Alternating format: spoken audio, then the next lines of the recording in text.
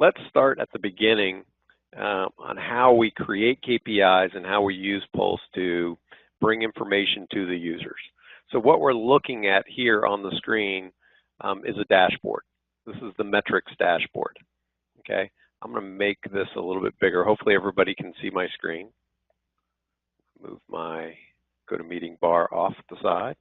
I don't have anybody muted, so you can ask questions at any time in this presentation. I'm going to go into Applications, and I'm going to go into Pulse. And under Pulse, under Administrator, I'm going to go to KPIs. That's going to open up the KPI Work Center, which I actually already have open here, so it just took me to it. So the KPI Work Center is where you begin to create whatever metrics you want to view. So for instance, if we want to view, I've got one down here for orders that ship today. Okay, let's go ahead. I'm just going to recreate this. So I'm going to create a new KPI, and I'll enable it, and I'll select what product I'm going to use. So in this case, these two, you would only see one warehouse edge because I'm in a demo system. I have two. It doesn't matter which one I choose normally, but I created the data schema in Warehouse Edge, so I want to show you that one just because you'll get the data schema. So you'll see in this one that I created that in Warehouse Edge also. I can create them in either, it really doesn't matter. The category, again, is just for your purposes. I'm going to call these actionable. Actually, this one, now we're not going to create an alert out of it. So I'm just going to call it actionable. And the name of it I'll call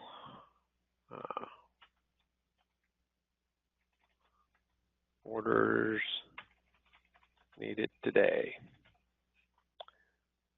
And description, all orders with required date of today. You can make it alertable and you can make it pivotable. We'll talk about those later. You can set a refresh interval at the alert level. I won't do that. I would set it actually on the dashboard, so we'll see that. And so I'm going to go ahead and just click off of this record. That will save that record. When you click off of it and it saves it, it also resorts it. I have to go down here to find orders needed today.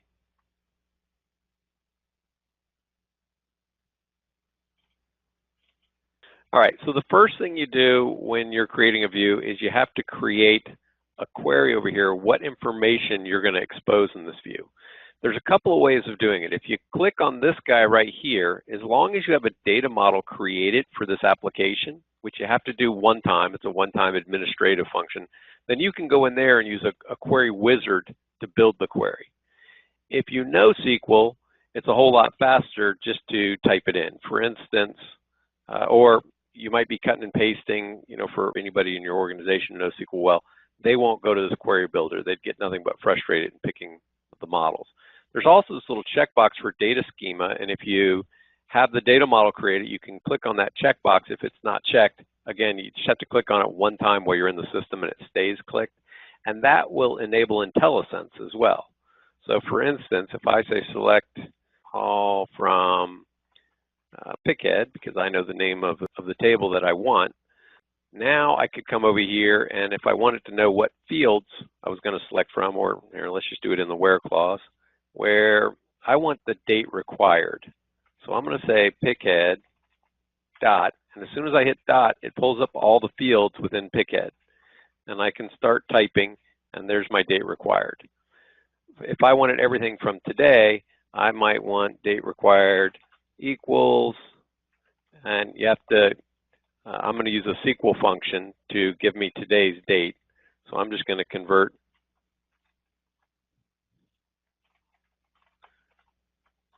I got a little fancy there because instead of just using getDate, which is a SQL function which returns the date and time, since I want it equals, and I happen to know the required date only stores the date and not the time, I can convert getDate into just a pure date by doing this, okay? And it'll return just the date. So this would give me anything today.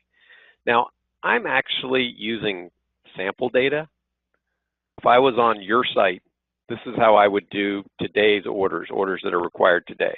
Since I'm using the sample data, either I can just get rid of the where clause, or just to have something in there, I'll say date underscore create is greater than get date minus 360. So that would be things that, oh, here we'll do 365, things that are basically a year old. Okay, and I'll just comment out this line. All right, so getting a little crazy already. And now I would pick the fields that I want in here. Now, I've kind of saved these queries just to speed things up. If you guys really want to see me write the whole query, I can. But for orders that ship today, I'm going to pop in what I've already typed up. What I said here is I'm going to look at these orders, and I'm going to look at them through proc step, and I'm going to sum the number of orders by the process step, because what I want to show the user is all of the orders that are out there today by process step. And then I want them to be able to drill in by process step to the things that they want to see. For instance, they really only care about the orders that are maybe unallocated or ready to waive, that they know they can get out the door. They don't care about the orders that are already sitting in rating, or maybe they do. They don't care about orders that are ready to upload. So we could exclude those by adding that filter into the where clause here, or in my case, I'm just going to sort it by proc step because I think that'll give the user good information. The other thing I did in here is I showed the number of lines and the number of units on the order because I thought those might be meaningful to them when they're looking at everything that needs to ship today. And I also put the value filled and the value gross. So in your case, that would be the value of the allocated amount of the order and the total value of the order. If they're getting towards the end of the month and they want to make sure high value orders ship out, they could drill right into these functions. So I did it this way because I'm going to use this one query in this one view to create a bunch of different alerts. So that's the query that I want. Here, I'll go ahead and do this date create. I'll add this to that query. Let's just put where, and we'll comment that out, and I'll just get rid of this stuff. All right, so if I want to test this, I can click on this button, and it'll actually test this for me. Pick add proc step is invalid. Okay, and that's because I have sums and counts in here, and I forgot to include my group by. So I might want to do two things. I might want to group by proc step. Well, I need to group by whatever I'm going to be totaling on. And I might want to order by proc step because I want to sort it in that order too. It's going to give me a little warning on the order by because when I save this, so now it pulled all the data. In my sample data, unfortunately, it doesn't have any values, but since I have one particular client that's on this call, I happen to know that your orders will have values in this particular field. There are several fields that can be used to pass values into an order, but these fields will be populated in your data. I'm happy with that. I'm going to save it. So now I have a view that's created in the system. I'm going to go in here and build a chart for that. So on these orders needed today, I can do a chart, a grid, a gauge, or a map series. So I'm going to do a chart first. We'll just add a chart, and I'll call it today's orders. Chart type, I'm going to do it as a bar chart in this case. I can put max and min values in here so that if I did percentages, it would have those. It's not typical that you're going to fill that in. So I just have to say what's on my x-axis and y-axis. Now your x-axis is going to be where you're always going to put, like if you had text, like if you were sorting by handle or customer, or in my case, proc step. I'm going to give it a name here. Now normally in this, I would probably also go back and convert proc step to the actual words. The way I pulled this in here, it's going to come in as an integer. I would probably convert it to the actual status that proc step stands for. But for our purposes, I'm just going to be down and dirty and quick. So this is actually an integer. I could make it a string and it would be just as happy. And so here, for our purposes, I'll just say the number of orders. So I'm going to use the count of orders. And since it's a count, I'm going to make it an integer. And if I want to get really fancy, I'll say the data format's just a 0. If I click on the drop down here, you'll see I have a bunch of different data formats that I can choose from. But basically, any valid format statement would be appropriate. Now, I can also create a drill down. So when I drill into this, when I have this chart up and it shows me that I have 5 orders that are being allocated, I might want to see what those orders are. So again, I can drop SQL in here to select this. So I'm basically going to take the same query I had before, but I'm going to take out all the sums and the group bys. Okay, so I'll put some carriage returns in here so it's just easier for you to see. And I add it over here.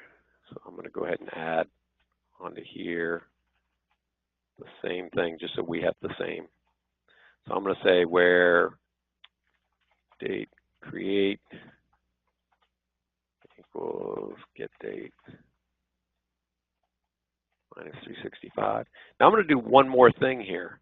I'm going to say and, because when they drill into this, they're going to be clicking on the column, and that column is going to have proc step, is going to match that proc step. So I could say and proc step equals, and this is, I can just click on selected value here. It's going to fill in data value, okay? I know what it is, so I just usually type it in, but you can see IntelliSense will actually let you fill that in. So when they click on that bar, that's what it's going to return, okay? And it's going to be used in this query. All right, so I'm going to go ahead and save this, and I'm going to do one more thing. So I'm going to go ahead and show you this in a view now. So when you create views, you expose those within a dashboard. Or let's create a really quick KPI dashboard. So let's go back in here into Pulse, and we'll go into these KPI. So I call these views, I guess they're not. I guess they call the dashboard the view. So I'm going to add a new KPI view, and we'll just call it Watch and Learn. We'll make it shareable, sure. We like to share. And now I'm going to start adding KPIs to this view. So I'm going to add HighJump. See, I think I did that from Warehouse Edge just so I could get the data objects actionable. And now orders needed today. That was our view. Now, when I'm adding it to the view, I also can change the title, even though I put it in there already. I can also change what chart type it is. So it's going to come in as a bar chart. That's the default that it pulled, but I could change it here as well. Okay. I can also add filters in here. We typically don't, but you could filter it even further down on the chart. So now when I add this view, so there's all of my orders by proc step. If it was yours, it would be today, but because again, I was using sample data and it's months and months old, I just said, give me a year's worth of data. If I want to see these 15 orders that are 15 or these 14 orders that are 17, if I click on it, there we go. So in here, all we get is a grid. So we talked in at Elevate last time about these grids becoming actionable. And we don't consider this really very actionable because here's my pack slips that I'm interested in. If I want to drill into this pack slip, I can't. There's no drill down from here. I can export it. I can send it to Word. I can probably email it. You know, I can do all kinds of fun stuff. But what I really want to do is, you know, drill into that order and get right to it. So what I can do, so let's go back here to the KPI Work Center. Let's go back to this guy, and let's look at new functionality that exists. So up here in types, there's SQL query and there's page. If I go to page, and I go to Warehouse Edge, and I go to orders,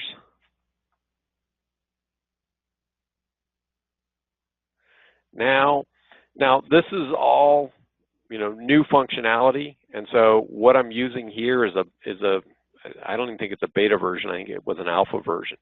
As a matter of fact, we're getting a beta version like today or tomorrow of the release, the next release candidate.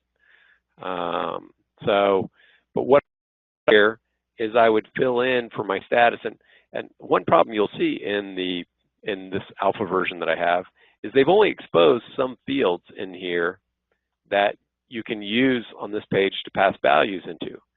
And in somebody's infinite wisdom, they didn't put proc step in here as an integer, they put it in here as the actual values.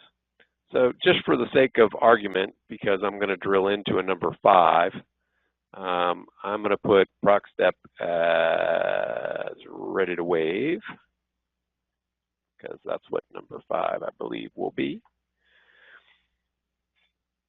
And so if I look here in Lunch and Learn, oh, did I click save? I wonder if I click save there. If I click here in Lunch and Learn, this won't work any differently. Okay, I get these 5 orders. It doesn't look any different to me. But if I go over here to my new version, and now I should have a dashboard called Lunch and Learn out there. Lunch and Learn. So here's my guy here. If I click in here, look, it drills into Order Work Center and showed me all 2,497 orders. All right. So I didn't click save. This, by the way, is what that means.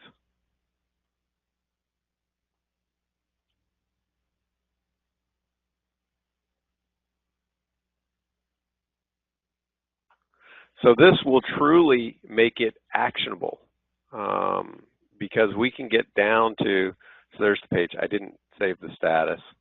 So what you need to do in, well, it shouldn't be in the new version, but in this version, what you have to do in this pre-beta version is not only do you need to select the value here, but you need to click off of the field and then save. Now you could see if I was drilling into the pack slip, I could actually pass the pack slip here and drill right into an individual pack slip. If I was drilling into customers, if I had orders by customer or order by city or order by requested date or order by number of lines or order by fill rate or priorities or ship vias or handles, in your case, would be a good one.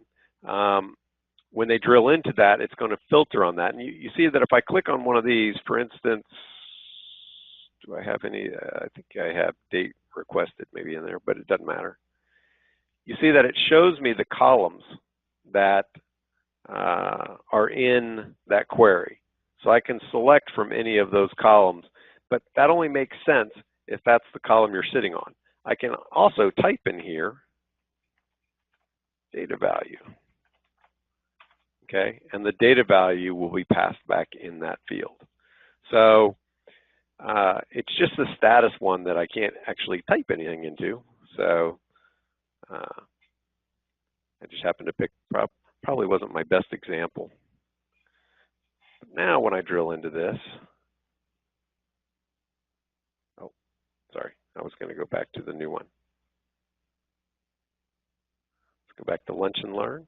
I can refresh in 2 different ways. I can refresh individual panels, or I can refresh up here and refresh the whole view. And again, when I drill in here, now I'm hoping, oh, I was supposed to drill into 5 because I was just going to get my ready to wave ones. Now I just get my ready to wave orders. Okay, because that's what I had filtered in that drill down. So, you know, now we're really actionable because now we're in the Order Work Center. we can go in, we can waive this order, you know, we can drill into the order, we can drill into the customer and the customer work center. You see I'm editing the order. So now you can do anything to that order. You know, you can go waive all of these orders. So I just drilled into all my ready to waive orders. I might have wanted to select them all and then waive them. So that really makes what I would consider more of a truly actionable metric, an actionable view. So now we can put alerts up there more a la what Aaron's been talking about for a while, where you have things up there and you can click on them and actually get to something that you can execute, okay, and do something about it rather than just getting an alert. All right, let's look at turning one of these into an alert real quick. Dave, can those refresh on a regular basis, or is that only through an alert? They absolutely can refresh. So when I set it up here, I'll go back to the setup. So there's 3 different places you can make that happen. So I could make it happen right here on the panel. I can also make this a marquee. And if I start a marquee, so if I have metrics up here and I start the marquee, I can set the timer of anything I want on this marquee, and it'll rotate all of these. And in this case, every 30 seconds, it's going to rotate. If I know there's a way you can change the marquee without stopping it, but I'll make it spin a little faster here. Here, let's do every 4 seconds. And so one way of doing it is by setting them into marquee mode, where they're just sitting there changing, and as they change, they're refreshing. So you can set a min and max refresh level on the query itself, or no, I guess just a min refresh level. When you add this to the view,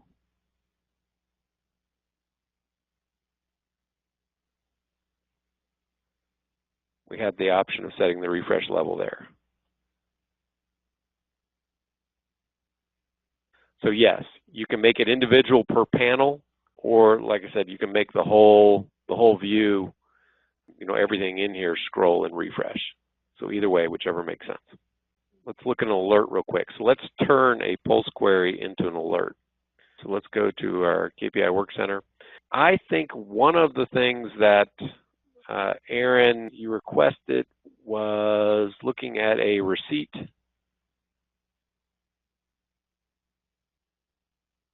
That has been received but not completed.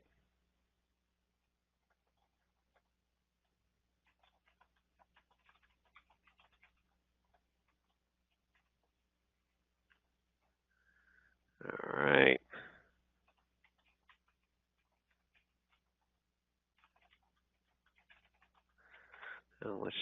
And I'm going to make this one alertable. Okay, and I'll jump off of here. All right, and because I want to go fast, I'm just going to cut and paste my query in here.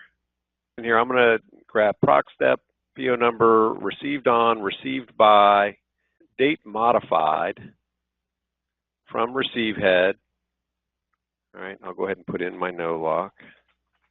I would probably put in with no lock just for future versions if you were going to use a no lock. Where proc step is greater than 1. So anything that's being received will have a proc step greater than 1, but it'll also have a received by filled in that said who started the receipt or who's the last person that received product on this order. And then it'll also have a date modified, and I said date modified is less than get date, but I might want to do get date -2 if I wanted it 2 days old, for instance. But since I don't have anything 2 days old, I'm just going to start here and then we'll go in and do a receipt. So let's just look and see if it returns anything. It's going to return 1 value. All right, great. So if I went to the receiving work center, I should see 1 that's being received. So let's do that. Let's enable it. All right. Now I have something down here called an alert series. So since I enabled alerts on here, I have an alert series, and I can add an alert. We'll name it receipts. Well, Incomplete receipts. Receipts over 2 days old. HighJump. Here's where you set how often you want this to look. So, I'll make it look once a minute. And I can set a template. So the template is what information is going to be shown in that alert. And by default, I put everything in my query into this template, but I'm going to ignore that right now because I'm going to show you where I create a subscription to this. Because technically, this isn't the alert. Technically, there's an alert subscription manager. Now, the alert subscription manager, I can come in here and I'm going to refresh this. So that alert I created will show up underneath whatever module I created in. So in this case, Warehouse Edge. If I don't pick a product, it pretty much is going to come up under Pulse. So actually, there it is, under Pulse. I must not have picked Warehouse Edge when I created it. So at any rate, doesn't matter. I'm going to go put this over here in a subscription. So this is subscribing to this alert. Now I can set what date and time this is going to run. The time zone becomes important because the times that it's going to say that it executed is based on this time zone. And if your data is on a different time zone, which actually I keep picking Eastern, and that is a different time zone than the data where this cloud data is stored. It's stored 2 hours different. It's stored in, I guess that's Mountain Time. What is that? And now here's what information it's going to show in the body of this message. And alerts run on a timer. So I'm going to show you two different types of alerts. These alerts that are created from Pulse run on a timer. And therefore, more than one event could have happened. I could have more than one receipt. So what it has is a collection up here. And what you can do is just drag this collection over here into this window, which puts kind of a beginning and an end tag for the collection. What you need to know is, so you're now formatting the message that the user is going to get. So I can say PO number, and then drag PO number over here. And I might want to say received by,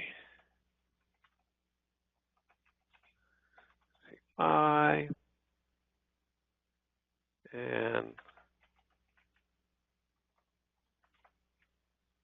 on. Oh, now received on is a date, and any of the dates give you a format of how you want to see that. So I'm going to pick the month, day, year.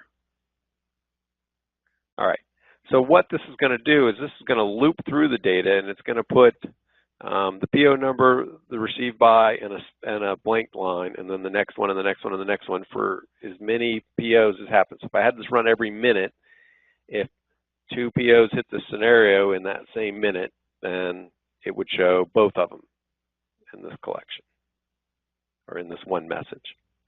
All right, so that's how you create an alert. And what it looks like when you get an alert, well, I actually have one over here because that's why this is sitting here orange, because I've received alerts while we were sitting here. Okay, so as a matter of fact, this must be from this not completed one, because it just keeps showing me the same one because I have it looking the same day. So it keeps showing me that message of what PO, what user, and what was received on, which is how I must have created that message. So this is what your alerts are going to look like. You can select a whole bunch of them and remove them. If you've got, just delete them after you're done looking at them. What you'll see when one comes in is you'll see this alert button light up. You'll also see this little alert button up here do a little shake. Are alerts actionable? Not currently. That's why I like all alerts to, and now I wouldn't want the same one coming in every time.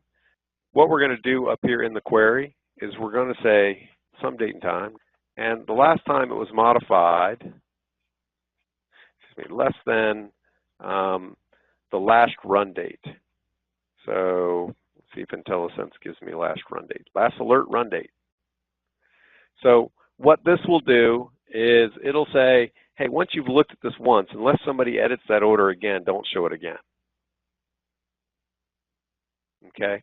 And the only problem that I've noticed with this is, for instance, they're on Mountain Time. I've got this set for Eastern Time. And so if I wanted to make that work, so I noticed two problems with this. You have to do a little monkey business. You really need to set this 2 hours ahead. So you could do that by saying this, and that would reformat this 2 hours ahead. But what I found was even better was this last run date is the actual time down to the minute, where this date time is down to the second. What happens is it actually fails if you're running it every minute, because if something runs at 8:16 and 32 seconds, last run date will say 8:16, and it won't execute this because it doesn't know that 32 seconds makes it less than or greater. So what I do is I add minutes instead of hours, and at 121, which adds 1 extra minute to it, and that seems to make it work every time. If you're on the same time zone, which you should be, you might in some cases have to do something like this depending on the date that you're using, which would just add a minute to it. So if we do have warehouses spread out into different locations and they've got different time zones on their local computers, the WMS installation shouldn't have an issue with that? It's typically using the time that's on the server. So for instance, it's not typically using the user's time, it's using the server time. We've got other customers that have warehouses in other time zones. And what we've done is, we typically will change the time zone to their main warehouse if they have sub-warehouses that are not as active, and specifically for this reason, because it does get a little confusing. It gets confusing to the user when they want to say today's shipments and they run 3 shifts, and it's actually today in one place and it's tomorrow in the other place, which we have. And so they get all confused. So it can be an issue. We could make everything go back to UTC time, which would be the other way of dealing with it. But you still run into the issue of people when they look at things, especially when they look at things as, hey, what did I do today? You really have to have a definition of today if you're overlapping in time zones. So those are a few gotchas that you need to worry about. The other way of doing alerts, I'm going to show you one more alert real quick. In the Alert Subscription Manager, you don't have to create a view for everything. So these are all of the tables that are exposed anyways in Warehouse. And you can see here that you have certain CRUD events, create, delete, update. So I want to know, let's say, when a hold code is created. Okay, and we don't need anything there, we don't need anything there. Doesn't matter what my time zone is. Matter of fact, I'll just leave it in this time zone because it makes no difference. By default, it shows the row ID whenever you create one of these, which is kind of meaningless. We don't really care about the row ID now, do we? When we create one, maybe it would be interesting to show the hold code that was created, and then maybe the description. That would be kind of cool. All right, and let's get rid of these two so they stop showing up in there, since I don't have. I think you've seen enough of those.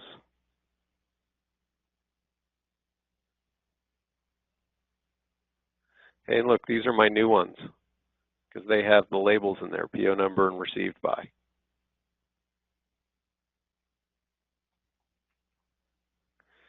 I'm just going to get rid of all those. Let's go add a new hold code.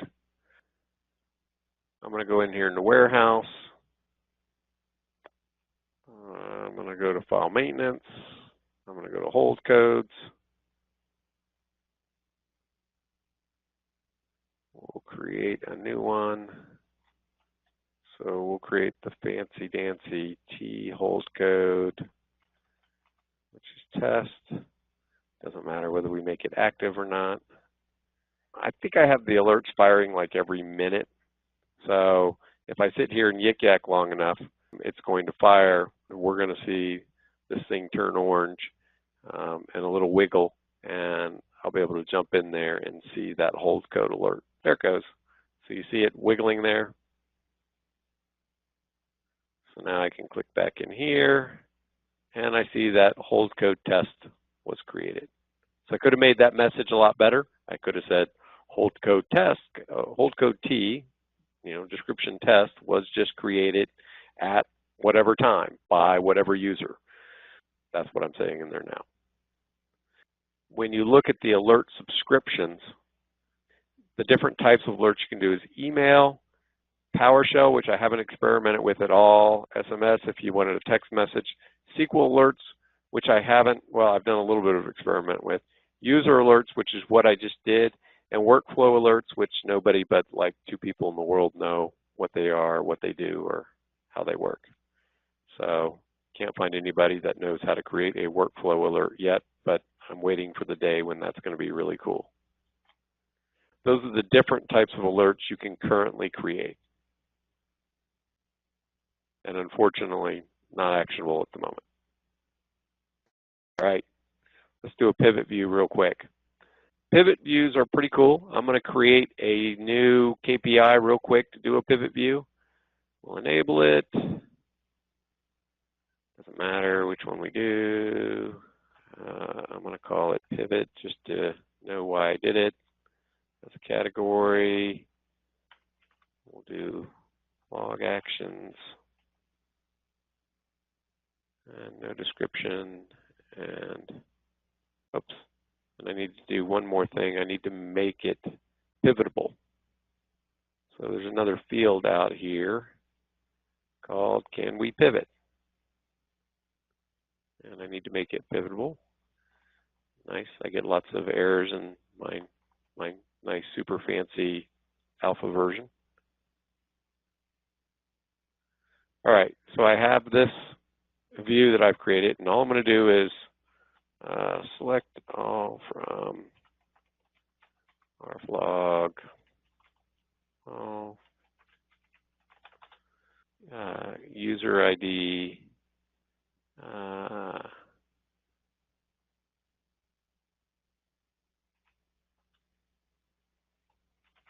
not in blank or tilde, which are all system ones. There's probably a few other system ones, but here, I just want to see if that's correct. I'm not sure whether that's correct syntax or not. Yeah, I got it right. So that's all good. I'm just going to go ahead and save that. Let's close this down. And let's just go over here into Pulse. And we're going to say add a new pivot view. So again, pivot views, pretty new stuff. So let's call it user activity. Make it shared because we love to share.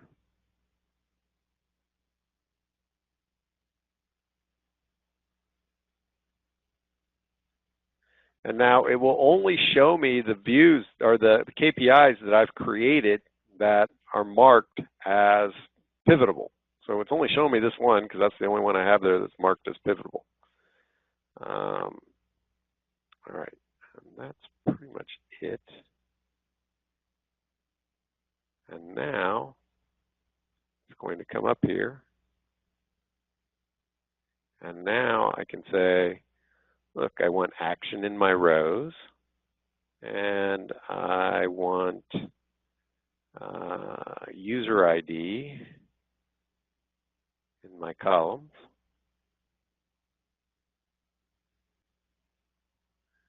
And let's just go ahead and put quantity in my totals. So now here I have all the different activities that were done by each user. Now, if I was truly making an activity monitor, I would pare down some of these. I would do a an action in and list the actions that I was interested in. And instead of quantity here, so quantity is just going to be an integer, so I might want to format it with a 0. That'll make that an integer. I probably wouldn't. So quantity will tell me how many items I cycle counted, you know, as far as what the quantity was that I cycle counted. I may just want to know the number, so the count instead of, you know, how many times did I cycle count, not how much did I cycle count. Again, you can play with these, but now it's just a regular pivot grid. And if you want to export it into Excel, go for it. So at any rate, just real quick, when you see pivot views, that's what a pivot view is. And then I can name this and publish it, and again, get into it just like I could the KPI views. All right, so that's a pivot view when you get into pivot views, or when you see those in Pulse. So I think that's a really good overview of Pulse, but hopefully that was beneficial for everybody. We created a KPI. We added those KPIs to views. You can see how you can change them in views. We created a pivot grid. We made an API alertable and created an alert from a KPI. I hope that was beneficial for everybody. Do we have any questions before we go? So Dane, do we have the ability to connect up to other databases to show potential issues in other systems using the same interface? We do. We are going to have to buy the connector license, and then you can just say, oh, I want to connect to SQL. I want to connect to FoxPro. I want to connect to Microsoft Excel. So if you just have a miscellaneous connector license, you can connect to any other source or create a connector for any other source. Right. But yeah, the big question is, you know, we have an accounting system, we have a warehouse system, we've got a variety of other systems that are connected. How much of that data is exposable into an interface like this so that we could potentially use this for more things than just the WMS and just in giant quotation marks? Right. All completely exposable, and not to mention you can create views in your WMS database and probably get to them as well.